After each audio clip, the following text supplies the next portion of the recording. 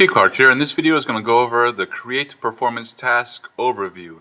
So in this video I'm going to go over this website that I created that'll help you with a lot of links, a lot of resources, and get you started on the coding.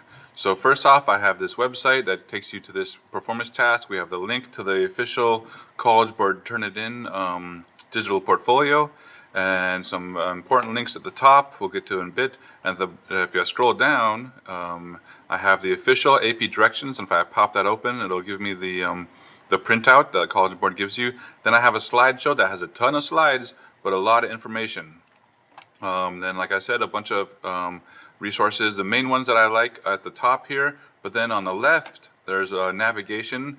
You might need to zoom out and to see these. And we have a bunch of different categories here: submission requirements, exam prompts, terminology, and samples, and then resources from other teachers. So there's as teachers get the info from College Board, we've tried to put together resources for students and for other teachers. And so I've seen other teachers' resources. There's some great stuff out there, so check that out. Also, code.org has a pretty good survival guide. It's like a checklist for you. But going to the official, I have it open. Let's see, this is the official student handout. It's 13 pages, but make sure you read through it all. Make sure you understand what's going on. That's what the slideshow is going to go over a little bit. But first off, before you start coding, you have to know what you're coding for. So you're making a project, yes, but you're not making the AAA game. You only have a couple weeks to work on it, maybe 3 weeks. Depends on your schedule, your school schedule. But you're making a program code that will have input. So the user input is either like a mouse or a keyboard, or maybe input from an online data stream, maybe input from a file. It's easy for user input. That's easy to see for graders to see. Like if the user is moving the mouse, something on the screen moves along with it. You have to have a list or a collection type. And if you notice, there's a bunch of definitions on the side over here on the right, right. And then why do you use a list? You have to have data abstraction. So it's not just having a list, but it's making your program easier to develop and or to maintain. And then this one's tricky, is you have to have a procedure that has a bunch of stuff. It has to have the algorithm that includes sequencing, selection, and iteration. So a loop, an if statement, and just stuff in order. You have to have a calls to that procedure with potentially, so you'll need one call, but you'll need different value arguments when you're to run it differently. I'll talk about that later. And then instructions for output, that's just like a print or a screen picture or screen objects. So scrolling down past this next page of the video, the PPR, the Personalized Project Reference, talks about more of what you need, because you need a bunch of stuff in that procedure. So the procedure, you need to have all that stuff. What would it have? It had the it has to have a parameter or more than one, and that parameter has to have an effect on the functionality of the procedure. So what that means, the easiest way to get that point is that the parameter has to be used in an if statement. So it has to be used in a conditional statement, and that's that selection. So a selection statement, conditional statement, same thing. But then you also have to have iterations. You also have to have a loop. So all this stuff has to be in that one program, or that one procedure, that one function, that one method. So procedure, function, method, basically the same thing. Not technically, but basically. But it has to have all that stuff, and we'll talk about that in a bit. And then you have to have at least one call in your program. So where is that procedure being called? Where do you activate it, basically? And then you have to have the lists. So you have to have data in the list, not just a list with an empty list, but you have to have data in that list being added or appended, or if it's originally just a list equals a bunch of numbers, that's fine. Or otherwise, you just show where it's .add or .append, depending on your programming language. And then you have to show where the data is being used. So creating new data from the existing, or accessing multiple elements in the list. So accessing multiple elements, I'll tell you right now, the easiest way to do that is to just use a for loop.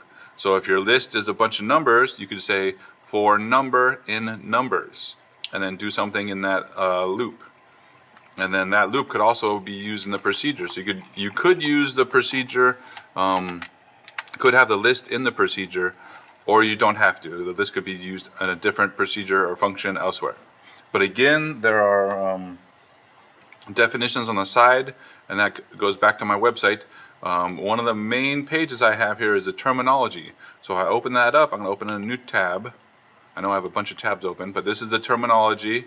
There's a bunch of specific definitions that the College Board expects you to know and to be able to use when they prompt you during the AP exam. So on the AP exam, it'll say identify blah blah blah. It'll say explain blah blah blah. It'll say describe blah blah blah. So those will be the key words you want to look for, and then knowing what you have to do when you see those words, or yeah, with respect to code, that's important. So as you go through, scroll through this, and it's on various College Board pages, but I added them all here. So like, what's a list? What's a collection type? So what is the College Board definition for that stuff? So a lot of good definitions for this create task right here. So I can close this. Submission requirements, I think I'm going to put this video here, but you need to have 3 things you're going to turn into the College Board. Your full program code, a video of it running, and then your PPR, your personalized project reference. So program code I already went over. You have to have input and output. You have to have at least one list. You have to have a procedure with a parameter.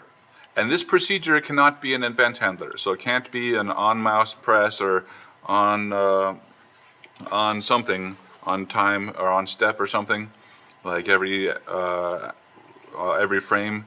So it has to be a separate procedure that you made, that you named yourself. And then in that procedure, so this is still the same procedure, you have to have a loop, you have to have an if statement that is depends on the value of the parameter. And like I said, a call. So that's all in your code. So here I have an example code. It's just a basic polygon. I made it so you can add shapes. You can go through and change polygon, because in the CMU, it's a weird way to change the polygon numbers. It's not just x1, y1, x2, y2. It's a list, but you can't change the list. It's some weird stuff. So I made this program to be able to change it. But then what was I talking about? I'm rambling now. You have to have a call. Oh, you're printing it out. So you print out all your code. So either you can copy all your code. So the way to do that is Control A, select everything, copy, and then paste into a new document. I don't have one, so just make a new document. Well, my tabbing's all wrong, because that's just how I do it. But if you paste it, there it is. But a lot of these IDEs now have a print. So this in CMU, you just click on print. I might need to zoom out a bit. I have my display font, and then click on print, and then it'll be print as, don't print to your printer, save as PDF. And again, you don't need it that big of a font. I use that because I'm showing my screen to my students. So that's the first thing. You need all the code that's required, and then you need to print it as a PDF. And then you submit that PDF to the College Board in the digital portfolio. The next one is a video. So you take a video, and I have a couple of videos. Oh, I don't have a video about that. I do someplace, I think right there. But using Screencastify is fine. Using other screen recording programs is fine. I think PowerPoint has one built into it now. Using a camera, like recording your screen with your phone, that's kind of maybe not the best way to do it. But whenever you take the screen, you do not want to record your code. The code is in the PDF, so I don't care about the code. I only want to focus on what's being output, or maybe if you have console output, only on the text that's being printed out and your input maybe. So crop out the code, so only have the display or the console when you are making that video. Okay, then the last one is the PPR. Okay, the PPR we talked about in the official document. You have to add screenshots. So if you don't know how to do screenshots, I think there's some links. I'll make some links here. on how to do screenshots. I have a page on it, but you need to take a screenshot of your code, and you cannot have comments. So I have comments where I describe what I did in my in this looping through the list, making a new list, and then changing one of the values. But then I do not want to screenshot this. This is not good to screenshot. I would have to go through and delete every comment. So that's what you're going to have to do before you do a screenshot. Luckily, in CMU at least, they have a toggle to display comments. So when I'm looking at this, I can display comments, and probably need to zoom out a bit, and then I can take a screenshot. And when you take a screenshot, I highly recommend. Sorry about that. My macros are on display on video and not on my normal macros.